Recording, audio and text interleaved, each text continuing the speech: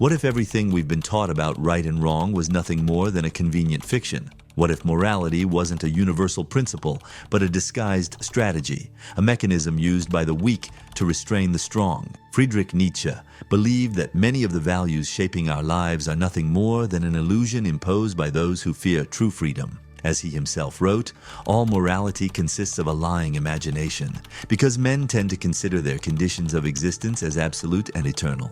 Now stop for a moment and think. Have you ever felt guilty for intensely desiring something? Have you ever caught yourself suppressing an impulse, not because it was harmful, but simply because you were taught it was wrong? That doesn't happen by chance. Nietzsche argued that morality is not an objective truth, but rather a psychological and historical construction, created to maintain order within a society ruled by the weak. But who are the weak, and who are the strong? Since the dawn of civilization, two forms of morality have emerged: master morality and slave morality. Masters are those who live according to their own values, guided by strength, courage, and the desire to surpass themselves. They do not ask for permission, nor do they bow to the judgment of others. In contrast, slaves have no power over themselves, so they invent values that help them survive. Values that glorify humility, obedience, and the renunciation of natural desires. But here's the most unsettling detail. Over time, slave morality won. It infiltrated culture, religion, and political systems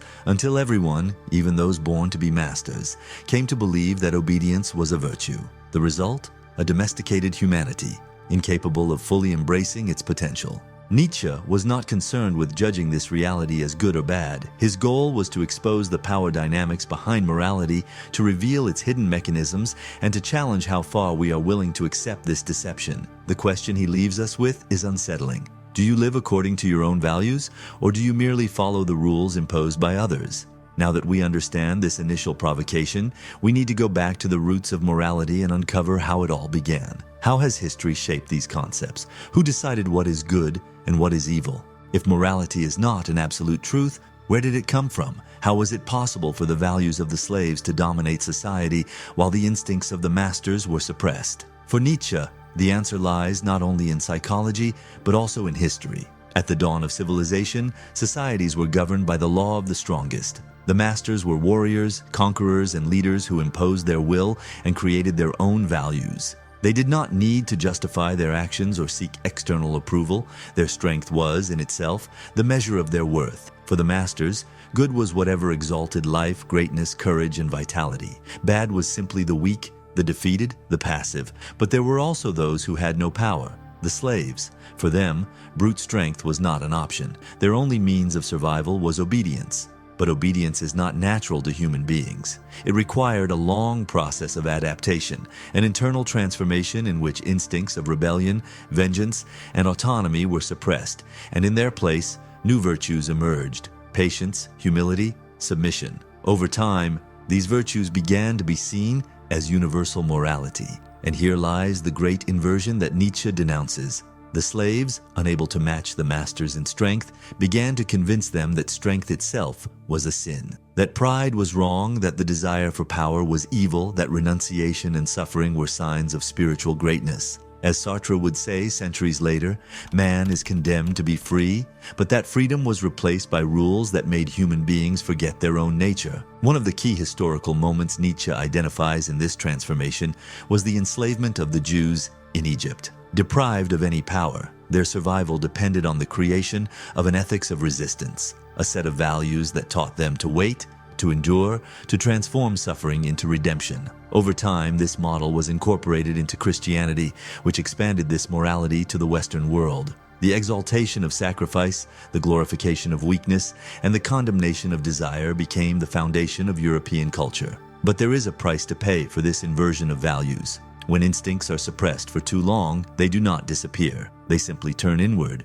And this is how one of the darkest concepts in Nietzsche's philosophy arises: bad conscience. The question now is, what happens when a human being is forced to repress their own power? What happens when they cannot express their strength, their aggressiveness, and their desire for dominance? In the next chapter, we will see how this repression gave rise to one of the greatest psychological poisons of humanity: resentment.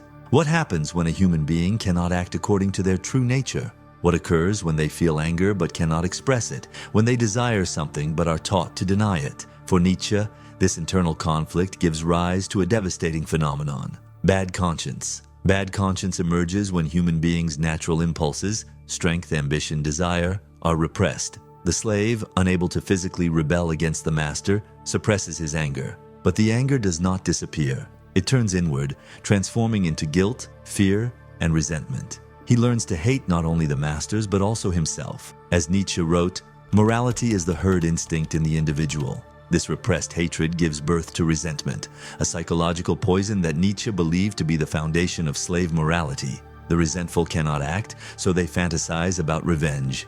They cannot attain power, so they demonize the powerful. They convince themselves that their weakness is actually a virtue, and that those who possess strength are evil and corrupt. The leaders of this movement were the priests.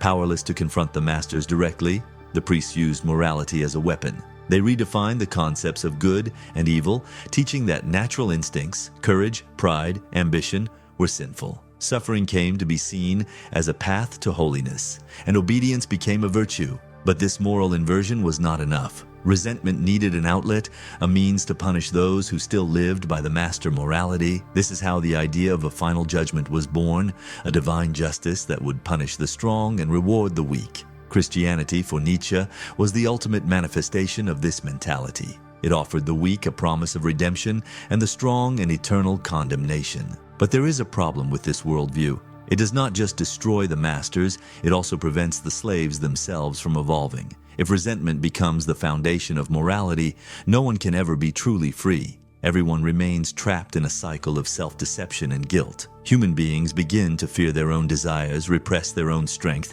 and live according to rules they never chose. The question Nietzsche poses is simple but terrifying. Is the morality we follow today nothing more than the revenge of the weak against the strong? If that is true, what does it mean for us?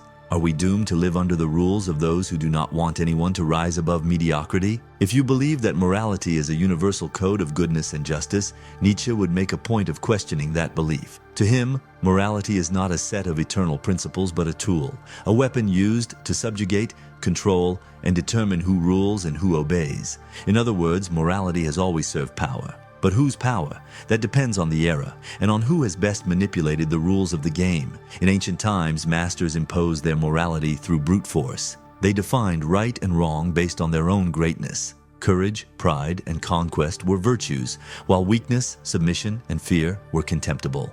This was the morality of the strong. However, the weak, those who lacked the strength to impose their will, found another way to dominate, by redefining the very concept of good and evil. Through the morality of slaves, they inverted traditional values and began to glorify submission, humility, and sacrifice. They could not win on the battlefield, so they won in the realm of ideas.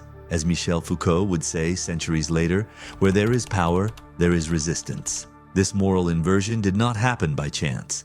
Priests representing the intellectually shrewder weak realized that the best way to dominate the strong was not with the sword, but with guilt. Thus, the idea of sin, repentance, and the need for atonement was born. The strong man, who once acted freely, began to doubt himself. He started to question whether his greatness was truly something good or merely a sign of his depravity. This mechanism of control expanded over the centuries and infiltrated every layer of society. Today, one does not need to be religious to feel the effects of slave morality. We live in a world where ambition is often seen as selfishness, where pride is mistaken for arrogance, and where the pursuit of power is treated as a sin. But Nietzsche warns us, who sets these rules? Who benefits when an individual stops believing in their own strength? If morality goes unquestioned, we risk living like sheep in a flock, blindly following values we did not choose, serving interests we do not understand. Now we arrive at the final question.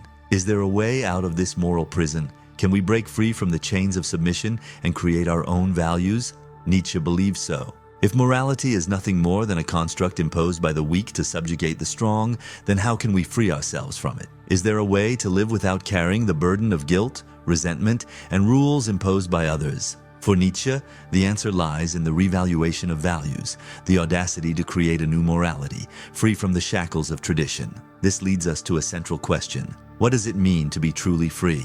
Most people believe that freedom consists of being able to do whatever they want within the limits of society. But this is an illusion. True freedom, according to Nietzsche, is not merely the absence of external restrictions, it is the ability to create one's own values, to live without fear of the conventions imposed by the herd. In place of the morally domesticated man, Nietzsche proposes a new figure, the overman, Übermensch. He does not bow to the morality of slaves, nor is he bound by guilt or resentment. He is the master of himself and fully embraces his own nature without asking for permission to exist. As Carl Jung wrote, a man's destiny is his own personality. But the path to becoming an overman is not easy. It requires the courage to break away from everything we have been taught as right.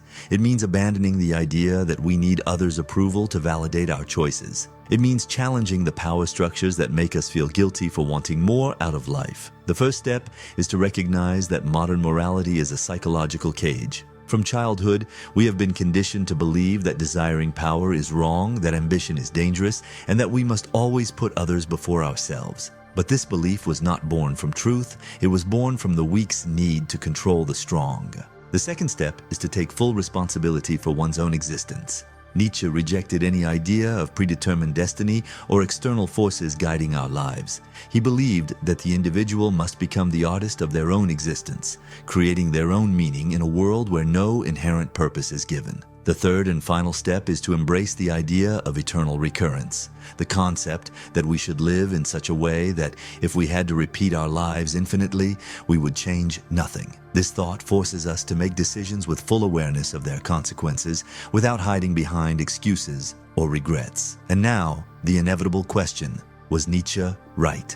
Can we truly free ourselves from the morality imposed by the herd, or are we condemned to live under rules we did not choose? The answer lies within each of us. What do you choose to be, master or slave? Nietzsche left us with an uncomfortable choice. He didn't just want us to understand the difference between master morality and slave morality. He wanted us to look in the mirror and ask ourselves, which one are we living by? His writings are not a rule book. On the contrary, he sought to destroy the illusion that fixed rules should guide our existence. He invites us to question every value we have inherited, every belief we have accepted without reflection. Have we truly chosen our principles, or have we merely absorbed them from the world around us? Slave morality survives because it is comfortable. It offers a sense of security, a group to belong to, a set of ready-made answers that spare us the effort of critical thinking. But at the same time, it traps us in a cycle of guilt, resentment, and conformity. Master morality, on the other hand, comes at a high price: complete responsibility for oneself. To be the master of your own life means letting go of the illusion